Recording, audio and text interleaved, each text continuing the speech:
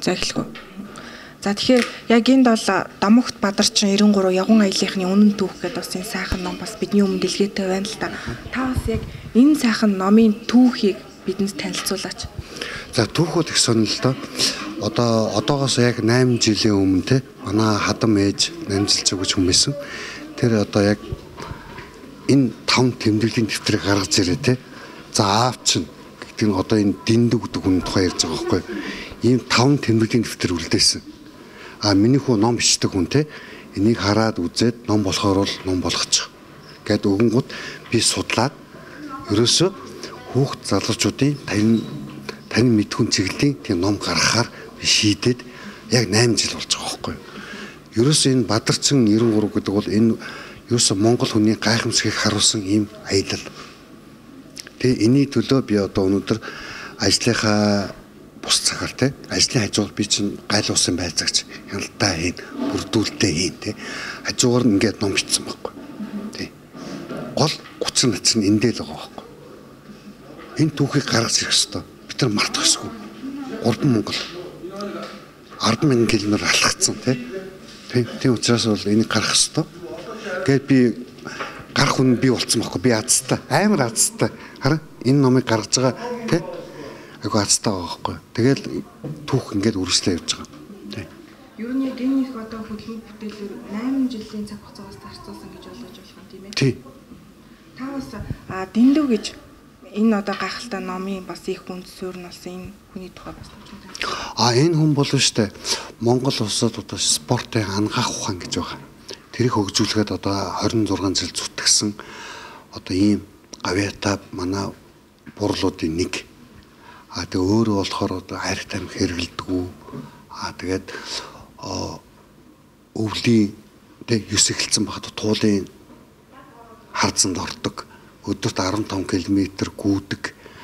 Унган англи, франц, англи хэлтэй. Орос, англи, франц хэлтэй юм баггүй. Ерөөсөө спортын мастер те даам нүүн, шатар нүүн, байт харва бүх юмар одоо өөргөө бэлтгэцсэн ийм хүн баггүй. Тэгэд энэ хүний тухай одоо үнэхээр бас эн чинь Монгол гэдэг бол аюу гайхалтай улсууд баггүй. Тэгээ монголчуудын дотроос ийм игэлхэн монголчууд олон байдаг байхгүй. Тэгээ тэрнийх нь нэгийг би гаргаж ирэх гээд ах нь ингээд 8 жил энэ бүтээлийг гаргах гэж зүтгэсэн. Хамгийн гол нь энэ тэмдэглэлийн дэвтрээс нь хараад одоо ах нь энэ номууд гаргах гээд ингээд сууж байгаа байхгүй. Тэ. Цуврал 5 ном. Эхнийх нь ном одоо энэ яг аавын өөрийн тэ. Одоо хөгдүүд доохтой ч нэр дэндүүгээд энэ хүний өөрийнх нь одоо биеийн тамир спортын салбарт ажиллаж байх үедээ Монголын тамирчдын гаргасан олоот амжилт ялалт тэр сэтгэлийн талаар бичсэн одоо энэ өгүүлбэрүүд байхгүй. Дараагийн 2 бот нь болохоор одоо яриад байгаа энэ Домогт Бадарчин юм те энэ бол товчлоо. Дэлгэнгүй хувилбарууд нь энэ ингээд гарчвал айгу хэрэгтэй байгаа байхгүй. Тэгээд Америк нэгдсэн улсын нутгаар явсан аяллахын номын бичиж эхэлсэн байна. Бас ийм 2 бот гарна. Юу н яг аяллахаа гараа хизээнээс эхэлсэн юм бол хичнээн одоо километр замыг туулж бас хэдэн жил аялсан гэдэг. Энэ аял болохоор 1993 оны 4-р сарын 15-ны өдөр 10 цагт Улаанбаатар хотын нөгөө Сүхбаатарын талбайтай хуучлаар одоо Чингисийн талбайгаас яг аяллаа эхлэхэд тэнд бүх юм хийсэн байхгүй. Тэндээс ихсэн. Тэндээс эхлээд явсан аялал нь болохоор Монгол нутгийнхаа те зүүн нутгаар явсан байгаа байхгүй. Одоо жишээ нь Сүхбаатар аймгийн Монгол ирчүүдийн гардаг нэг овоо биш Алтаа овоор гарсан байгаа. Тэгээ тэндээс эхлээл тэгээд цаашаа яваад Дорнот аймгийн одоо манай Хөлийн бомб Улхан майхан гэж байгаа. Оросын талынхан дээд Улхан гэдэг байхгүй. Улхан майхан дээр ирээд аялал ингээ явцсан. Юус ингээд бүх маршрут эдгээр энэ дээр байгаа. Тэгээд тийм хүнд хэцүү цагт явсан аялал баг. Хамгийн гол нь энийг аяллаа штэ. Би одоо ингээд бичиж чинь те ном те. Энийг бол би бичиж болно. Одоос манай Батцуур ах ч гэсэн бичиж болно те. Энийг бол гаргаж ирэх ёстой. Бид нар энэ 3 хүнийг мартах ёсгүй. Яг тэгэхээр одоо тэр 93 онд чинь төлөвлөгөөд эдийн засгийн зах зээл рүү шилжиж ирсэн үе те. Дэлгүүртээ зөвхөн 9-ийн тос хоёр төрний нөгөө давс байсан шүү дээ. Тийм байхгүй хахад энэ гурав яагаад зориулж гарав те. Явсан газар болгондоо Монгол орноо сурталцлах, банхар нохоогоо сурталцлах. Яг тэгж явсан байгаа байхгүй. Өөрсдийн одоо бор зүрхээрээ явсан аялал гэж явна. Эдгээр нь шүү дээ яг бүх тээврийн хэрэгсэл ашигласан байдгийг. Одоо онгоцоор нисэхтэй, усан онгоцоор явах, галт тэргээр явах, автомашинаар явах те.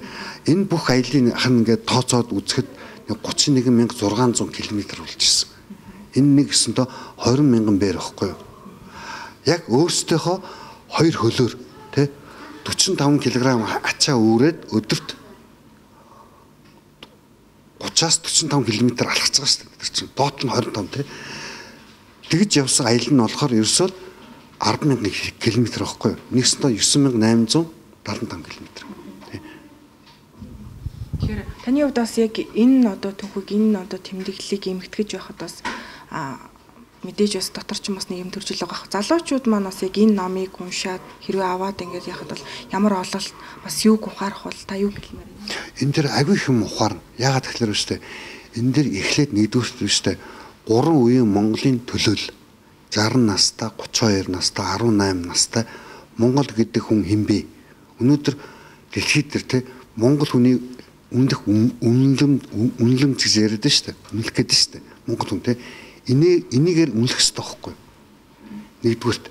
За хоёрдугаарт одоо ерөөсөө баг гэлтгүй бүх юмыг те одоо залуучуудаа хэлэхэд бол та бүхэн бол одоо Монголын ирээдүй те залхуурч болохгүй ном те танаа өгдөөц ийм гоё усууд ингээд үлгэр жишээ те хатуузл дээр нэмээд Монгол банхар нохоо одоо нөгөө нэг хятад яриад шүү дээ төвдийн нохооноос монголчууд авцсан гэж яриад шүү дээ тийм биш энэ чинь Монгол цэвэр нөгөө ахуй амьдрал бидний нөгөө амьдралын түүхэнд одоо ахуй амьдралаараа шалгараад гараад ирсэн тэр нүүдлийн амьдрал зогссон тийм нохоо л байгаа байхгүй амар тийм энэ бүгдийг бид нэ ойлгох хэрэгтэй